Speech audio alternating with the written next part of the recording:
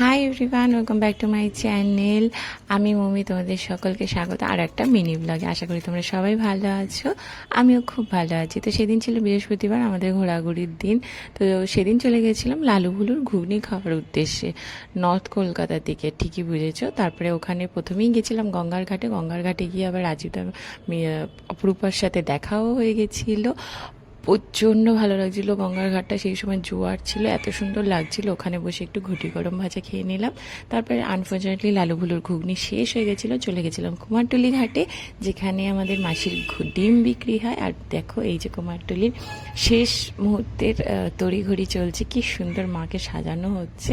আর তো কটা দিন মাত্র। তারপরে সেখান থেকে চলে গেছিলাম ইন্টারনেটে খুব ফেমাস এই বাগবাজারের লালটুদার কেবিনে। আমি ফার্স্ট টাইম গেছিলাম, আর অনেস্টলি বলছি এখানের ফিশ ফ্রাইটা কি মারাত্মক লেভেলের ভালো ছিল, না খেলে বুঝতে পারবে না। আর নিয়ে নিয়েছিলাম একটা ওয়ান্টন, যেটা মোটামুটি ছিল, বাট আমার ফিশ ফ্রাইটা এত ফ্রেশ ছিল মাছটা।